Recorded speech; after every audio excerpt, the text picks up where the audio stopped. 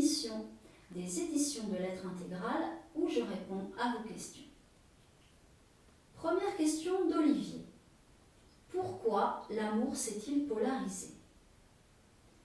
Comme je l'ai expliqué dans mon livre, La destruction de l'astral, la naissance du moi réel, l'homme a chuté au début de l'humanité, lorsqu'il a goûté au pouvoir.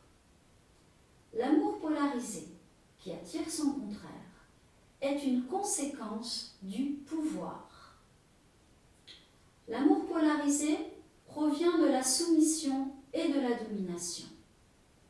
Tant que ces deux énergies perdurent, l'individu ne peut ressentir de l'amour réel. Je vais essayer d'apporter des explications supplémentaires à cette polarité. Lorsque l'homme, je parle ici de l'individu masculin, s'est coupé de son côté féminin, la colère est apparue dans son émotion. L'égocentrisme a pris le pas sur le respect et l'équilibre avec la femme. Celle-ci, submergée par cette autorité, ressentit la soumission et se sentit obligée de répondre à cette autorité. Elle fut traitée comme un être inférieur à lui et s'est même mise à croire à son infériorité. L'amour, sans féminin et masculin intérieur équilibré, ne peut être réel. Il tire la couverture vers soi ou vers l'autre. La colère est une énergie qui déstabilise l'individu et le coupe de ses circuits de vie. Elle ne fait pas partie de l'être humain réel. Il ne s'agit évidemment pas de tout accepter. Il faut réagir à ce qui n'est pas juste, mais en gardant la paix intérieure, parce que la colère attire la colère. Elle détruit le principe de l'amour réel. Elle renforce le déséquilibre entre le féminin et le masculin réel, apporté par le double cosmique de l'être humain. En effet, l'amour réel provient de l'équilibre entre le féminin et le masculin intérieur, grâce à la reliance au double cosmique qui amène les principes d'amour, d'intelligence et de volonté pure. La seule façon pour l'être humain de retrouver l'amour réel est de travailler sur cette polarité en lien avec son double éthérique et de transmuter ses émotions et ses pensées. Il s'agit également de vérifier si ses paroles et ses actes sont en accord avec son identité réelle et non avec son inconscient. Lorsque l'individu aime à partir de son inconscient, c'est-à-dire de ses mémoires ancestrales et de ce qu'il a vécu lui-même, il s'attirera le contraire de l'amour parce que le passé est une énergie morte qui ne peut renouveler la vie. Cette énergie se reproduit et comme elle ne peut se renouveler, elle attire son contraire. Deuxième question de Marie-Hélène. Quelle est la différence entre la structure énergétique de la femme et de l'homme réel? Les structures énergétiques de l'homme et de la femme réelle, c'est-à-dire sans aucun inconscient, sont en effet différentes. Celle de la femme est reliée directement au monde de la création, aux intelligences créatrices. Celle de l'homme était reliée à la terre pure parce que son pouvoir d'incarnation était plus puissant que celui de la femme. Je dis « était » parce que la domination a coupé son lien direct avec la terre, principe féminin. Aujourd'hui, l'homme conscientisé et au-delà est également relié au monde de la création et doit faire un travail spécifique pour être connecté à la terre pure.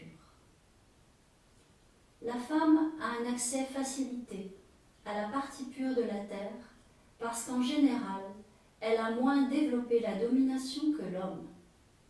mais elle a néanmoins perdu sa faculté de matérialiser son identité réelle. Elle devra retrouver totalement sa place réelle parmi les autres, notamment parmi les hommes. Leurs chakras sont également différents.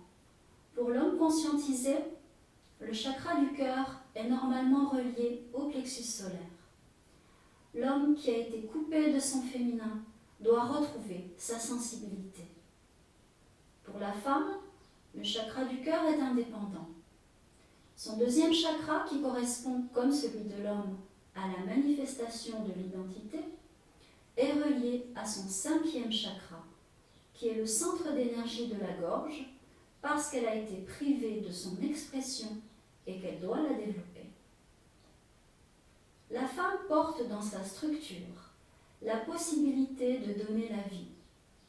L'homme apporte énergétiquement le principe de l'accord entre l'énergie et la matière. La femme doit retrouver la possibilité d'incarner totalement son identité qui a été rejetée par l'homme.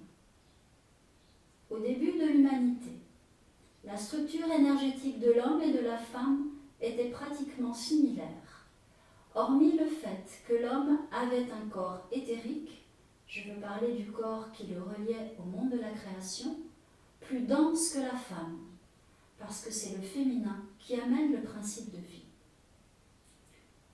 Lorsque l'homme et la femme dépassent la conscientisation et deviennent électrons libres, ils atteignent le plan de vie et n'ont plus qu'un seul corps subtil. Leurs chakras cœur et plexus solaire ne font plus qu'un. Ils deviennent la vie eux-mêmes. Troisième question de Sarah. Quelle est la différence entre la méditation et le travail de conscience réelle? Le travail de méditation sans reliance à son double cosmique permet à l'individu de ressentir son corps, de se focaliser sur ce qu'il vit dans le moment, mais ne permet pas de transmuter les énergies souffrantes. Aucune énergie ne se perd. Si une énergie n'est pas transmutée, elle ressurgira à un moment ou à un autre lorsque l'individu sera confronté à la même énergie dans sa vie. Comme je l'ai dit dans ma vidéo précédente, l'instant réel ne peut se vivre tant que l'individu est pétri de mémoire mentale, émotionnelle et comportementale. C'est la raison pour laquelle il est fondamental de faire un travail de transmutation de ses pensées, de ses émotions. Laisser courir les pensées négatives ne permettra pas de les maîtriser. Il s'agit de changer leurs énergies et de mettre autre chose à la place en mettant l'intention de se relier à son double cosmique. Le travail de reliance au corps ne figera pas les mémoires du corps si l'individu est relié à son moi réel. Le travail de méditation réelle doit être continu. L'individu, relié à son moi réel, doit être attentif de rester dans la sensation de son corps, même en pleine action. C'est le ressenti de son amour, de son intelligence et de sa volonté pure qui lui permettront de trouver la paix réelle. Le chemin de conscience réel libère progressivement l'individu de son karma. Il lui permet de sortir progressivement de ses schémas mentaux, émotionnels et comportementaux. Il lui permet de découvrir une autre réalité que celle que lui ont transmise ses ancêtres.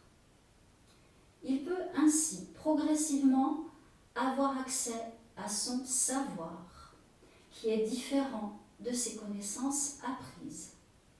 Il devient progressivement totalement lui-même.